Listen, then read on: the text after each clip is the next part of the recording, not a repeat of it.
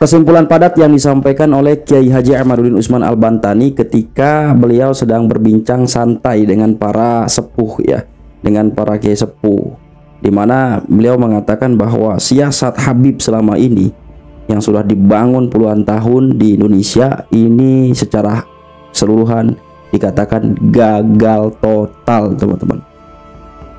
Ketika Habib Klein Ba'alwi ini memaksa bangsa Nusantara memuliakan mereka, faktanya mereka bukanlah keturunan orang yang mulia. Bangsa Nusantara dipaksa untuk percaya mereka adalah cucu Nabi, fakta mengatakan mereka bukan cucu Nabi. Bangsa Nusantara dipaksa oleh Habib untuk percaya bahwa mereka adalah orang Arab, faktanya mengatakan bahwa mereka bukanlah orang Arab.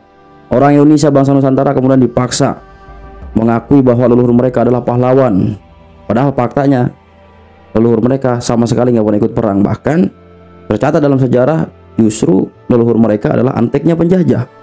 Nah, kemudian apa penyebab kegagalan-kegagalan itu semua, teman-teman? Dan ternyata Kiai Imad menyampaikan bahwa yang dilawan oleh mereka ini Habib Klein Ba'alwi bukan orang sembarangan, ini bangsa Nusantara yang leluhurnya jelas ya, terah kesultanan, terah kerajaan semua ya.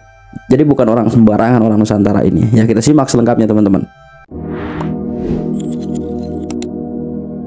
Bahwa PAI ini memang dibentuk untuk sengaja memusuhi Balawi kan ya.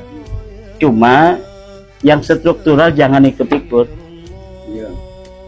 Biar kalau jadi wasit enak ya kan ya. Itu ya.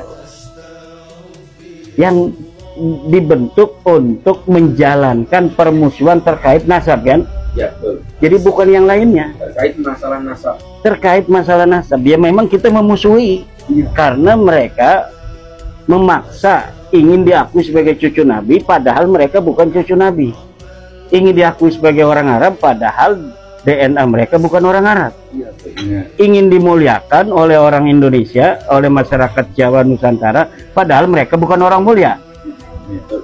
Mereka ingin dianggap sebagai pahlawan padahal mereka tidak ikut berjuang. Nah, tentu kita harus memusuhi, dan kata permusuhan itu bukan kata-kata jelek. Siapa yang dapat membuktikan bahwa Ubaid itu makamnya di Husaisah, makamnya di Yaman lah. Apa tuh namanya, kampung Bor apa kampung Husaisah? Ahmad bin Isa di Husaisah. Tidak ada, kecuali hanya rekayasa belaka, rekayasa sejarah yang diciptakan di abad 9 Hijriah.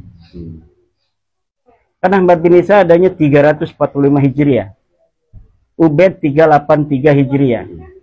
Sebelumnya tidak pernah ada kuburan di situ sampai beratus-ratus tahun. Kemudian pada 895 Hijriah baru disebutkan dia wafat di Yaman, dimakamkan di Yaman. Sebelumnya tidak ada. Jadi apa namanya itu makam-makam palsu yang sekarang ini muncul dengan nama-nama masa lalu tanpa ada sejarah sebelumnya itu telah terjadi di Yaman pada abad ke-9 itu. Sekarang ini akan diulang di Indonesia. Berhasilkah dia? Kalau di Yaman mungkin udah berhasil dia kan. Karena yang dihadapi bukan cucu daripada Ken Arok dan Raden Wijaya. Bukan cucu Sunan Gunung Jati yang ada di Yaman. Tapi di Jawa ini yang dia hadapi cucu Sunan Gunung Jati. Yang dihadapi cucu Sultan Hasanuddin. Yang dihadapi cucu Sultan Amangkurat, Sultan Agung. Gak bakal bisa dia. Akan dihadapi oleh cucu-cucu para raja-raja di Nusantara. Gak bakal bisa rencana dia seperti di Yaman yang dapat mengalahkan orang Yaman secara spiritual pada abad 9 tidak akan pernah terjadi di bumi Nusantara ini. Amin. Nah, dia orang Roy dan Ahmad bin Isa ini anak-anaknya di Roy. Muhammad itu anaknya di Roy. Cucu-cucunya di Roy semua. Jadi Imam Fakhruddin Ar-Razi ditanya, ya Ridho, kakeknya anaknya berapa? Oh, ini catatan dari ayah kami ada 3, Muhammad, Ali, Husain. Ada yang bertanya, dari mana Imam Fakhruddin Ar-Razi mengetahui anaknya cuma 3? nggak ada referensinya. Mungkin referensi gimana? Ada kitab Muntaqilatul Talibiyah pada abad kelima yang menyatakan anaknya Ahmad bin Isa, satu namanya Muhammad, dua Ali. Husain nggak disebutkan. Kenapa tidak disebutkan? Karena Husain ini anak-anaknya kawin dengan sepupu.